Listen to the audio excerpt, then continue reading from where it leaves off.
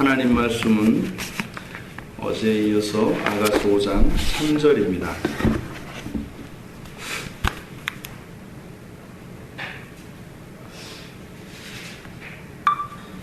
아가서 5장 3절 말씀 우리 같이 한 목소리로 함께 읽겠습니다. 내가 옷을 벗었으니 어찌 다시 입겠으며 내가 발을 씻었으니 어찌 다시 더럽히랴마는. 아멘. 내가 옷을 벗었으니 어찌 다시 입겠으며 내가 발을 씻었으니 어찌 다시 더럽히겠느냐.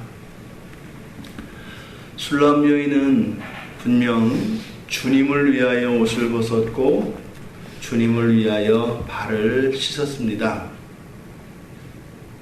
그런데 깜짝 놀랄 만한 이야기를 합니다.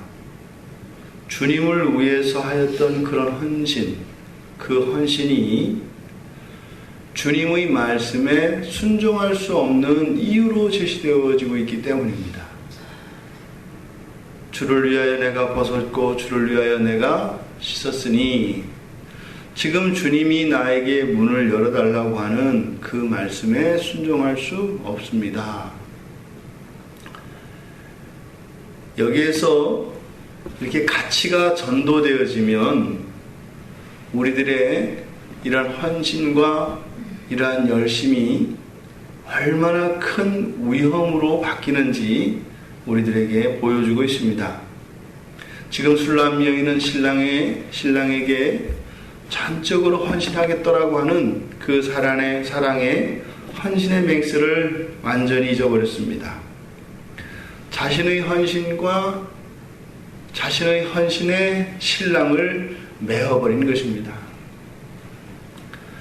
자기 사랑을 하나님 사랑과 혼동해서는 안 됩니다.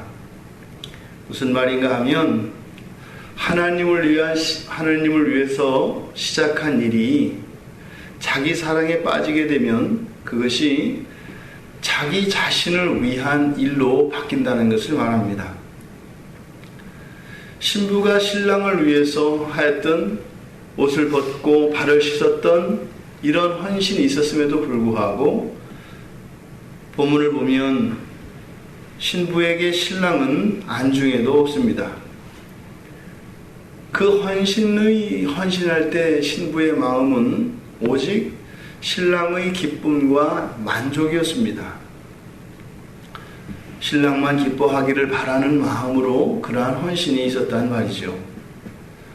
그러니 지금 그토록 오매불망 기다리던 그 신랑의 말씀이 떨어졌으면 즉각적으로 옷을 입고 달려가서 문을 열어야 할 텐데, 당신을 위해서 옷을 벗고 당신을 위해서 발을 씻었기 때문에 당신의 부탁을 들어줄 수 없어요 라고 대답하고 있다 이 말입니다. 여기에서 신부의 마음을 우리들이 엿볼 수 있습니다. 자신의 몸과 영혼을 온전히 헌신하겠다는 그 사랑의 맹세, 오직 당신만을 위하겠다고 하는 일편단심의 순결한 그 사랑, 이것이 어찌 다시 입겠느냐, 어찌 발을 더럽히겠느냐라고 하는 이런 고백으로 바뀐 것은 신랑에 대한 그 헌신이 사랑보다 더 우선해졌기 때문인 것입니다. 저희가 이제 농어촌 지역으로 전도여행을 떠나거나 이제 해외로 단기 선교를 갔을 때 늘 지체들에게 조심하도록 당부하는 말이 있습니다. 간간히 많은 선교팀들을 이렇게 보면 내가 내 안에 넘쳐나는 기쁨과 그 그리스도께서 나에게 베풀어 주신 그 구원의 은혜가 너무 감사해서 그것을 전하여 주는 것, 이것이 전도이지 않습니까? 또한 사랑도 마찬가지죠. 나에게 있는 기쁨과 이런 은혜가 원인이 되어서 이제 흘러 넘쳐지는 것이지, 애를 써서 이 안에 있는 것을 끌어내는 것은 아니다 이 말입니다. 어떨 때는 전도의 현장에서나 이런 섬김의 현장에서 보면 주체가 그 섬김을 받는 그 대상이 아니라 내가 되는 경우가 있어요. 가만히 있으라는 거예요. 지금 내가 전하니까 너는 가만히 있고 내가 섬기니까 가만히 섬김을 받으라는 거예요. 이런 경우는 뭐냐면 내 안에 막 들끓는 은혜는 들끓어서 이거를 어디다 펼쳐야 되겠는데 가만히는 못 있잖아요. 은혜를 받으면. 그러니까 쏟아 부을 대상이 필요한 거예요. 그러니까 마치 이렇게 하소연할 대상, 그러니까 답답할 때 우리가 속에 있는 이야기를 좀 할 대상을 찾지 않습니까? 그러니까 그때는 자꾸 얘기하면 싫어요. 그죠? 들어줘요. 지금은 들어주기를 바라는데 오히려 내 말을 못하고 더 자꾸 얘기를 해버리면 안에도 막 스트레스가 쌓이잖아요. 그러니까 동일하게 선교나 이러한 전도, 섬김의 현장에서도 이런 일이 일어납니다. 내가 좋은 것을 가지고 왔으니까 너는 무조건 받아 누리기만 해라. 내가 지금 전하는 이것은 진리니까 너는 받기만 해라. 너는 가만히 있어라. 지금 내가 이걸 다 해야 되니까.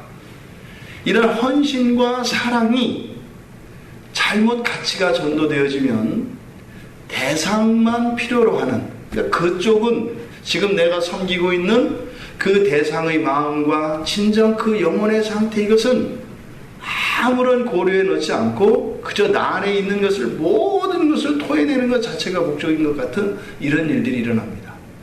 지금 술람 여인에게서 이런 일들이 일어나고 있습니다.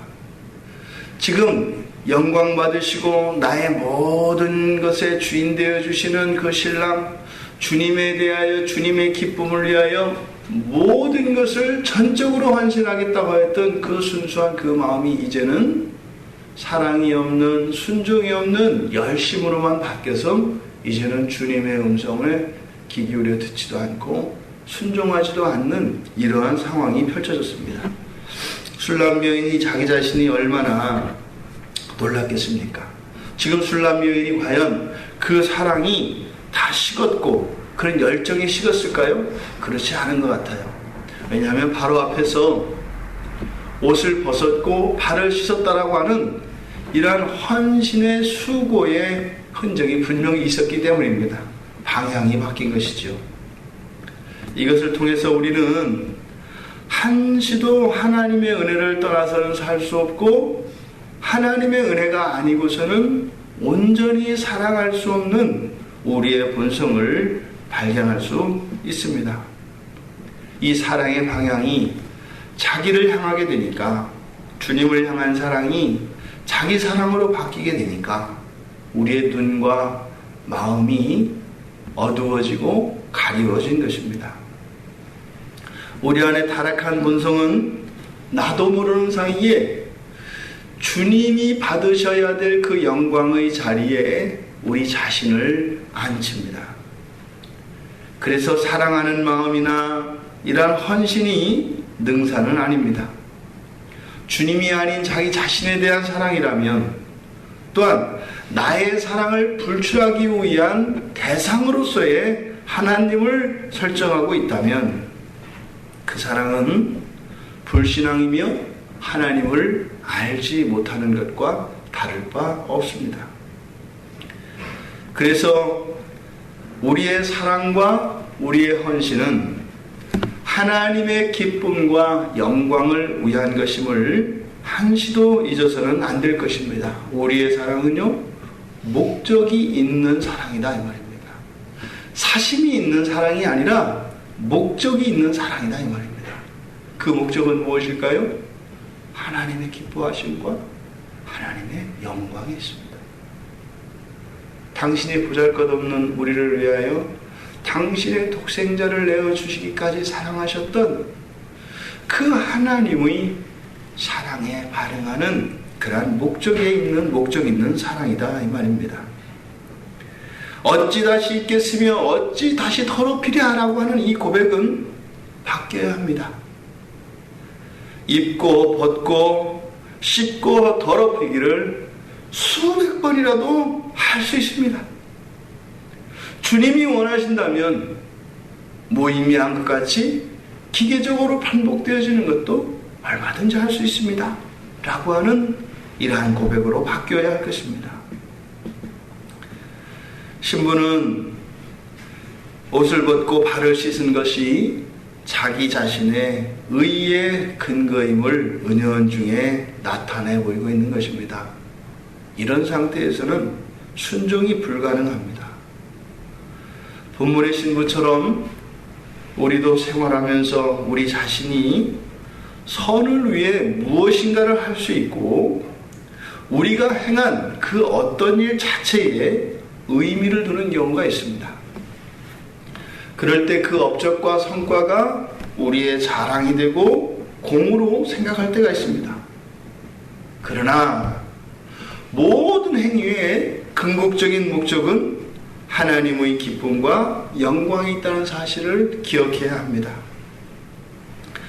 하나님께 순종할 의사가 없는 위대한 업적은 순종하는 쉼보다 못합니다. 하나님께 순종할 의사가 없는 어마어마한 위대한 업적은 하나님께 순종하는 쉼보다 못하다 이 말입니다. 굉장한 활동보다 어떨 때는 가만히 있는 것이 하나님께 더 큰 헌신이며 더 큰 사랑의 표시인 것을 일 수도 있다는 것을 기억하시기 바랍니다. 하나님을 위한 헌신과 봉사에는요, 반드시 그것을 오염시키려고 하는 사단의 작용이 있습니다. 그래서 우리가 은혜를 받을 때가 동시에 가장 위험할 때입니다. 영적으로 사람이 신앙이 자랍니다. 하지만 일정 정도의 수준에 이르면, 다시 말해 현재 자신의 영적인 그런 분량의 최고치에 도달한 상태, 이때는 자기를 완전히 갱신할 수 있는 시점인데, 이 시점은 반드시 시험이 찾아옵니다. 그래서 이런 하나님을 향한 이런 사랑이 커지고 우리의 마음속에 그런 열정이 불타오를 때 늘 우리의 마음을 지켜야 합니다. 그것을 오염시켜서 오히려 방향을 바꾸려고 하는 사단과 죄의 시도가 있기 때문입니다. 그래서 세상에 대한 사랑과 정욕이 늘 우리의 순전한 그 사랑의 마음을 나도 모르는 사이에 변질시켜버릴 수 있다는 것을 기억하시기 바랍니다. 그래서 고린도후서 8장 21절에 보면, 이는 우리가 주 앞에서뿐 아니라 사람 앞에서도 선한 일에 조심하려 함이라 라고 이야기를 합니다. 선한 일에도 우리가 조심해야 합니다. 왜냐하면 거기에 마가 틈타서 그것의 방향을 바꿔버리고 그것을 오염시켜버린다면 하나님이 받으실 만한 것이 되지 않기 때문입니다. 누가복음에서도 21장 34절에 주님께서 너희는 스스로 조심하라 라고 말씀을 하십니다. 조심하라. 이때 너희는 제자들입니다. 죄를 짓고 있는 제자들이 아닙니다. 그런데 조심하지 않으면 방탕과 술 취함과 생활의 염려로 마음이 둔하여지고 뜻밖의 그날이 덫과 같이 임할 것이다. 종말에 대해서 이야기를 하는데요, 이것은 이 종말을 한 개인의 내면으로 끌어들이면 우리의 마음의 변화에 적용할 수도 있습니다. 우리가 늘 깨어 기도해야 하고 늘 깨어 조심해야 할 것입니다. 언제요? 선한 일을 할 때 주를 위한 그 사랑의 고백과 사랑을 위한 헌신의 길에서 그것이 오염되지 않도록 조심해야 할 것입니다. 차라리 게으를 때 그게 오염된들 그것이 잘못이 되겠습니까? 귀하고 좋은 것일수록 더욱 조심하여 우리가 하나님께 드리는 헌신의 작은 것 하나도 헛되이 낭비되어지는 그런 일이 없기를 바랍니다. 그래서 참된 헌신은 순종하는 헌신입니다. 참된 사랑이 순종을 동반한 사랑이었듯 이 헌신 또한 언제든 주님께서 멈추라 하면 멈추고 다시 일어서라 하면 일어설 수 있는, 언제든지 순종의 준비가 되어 있는 헌신을 통해서 여러분들을 통해 받으시는 그 모든 헌신이 참된 헌신이 되어 그 마지막 날에 주님을 만날 때 주님께서 우리의 생에 있었던 모든 수고와 그런 헌신을 값지고 귀한 것으로 여기시며 칭찬하실 수 있는 여러분들 되시기를 주님의 이름으로 축원드립니다.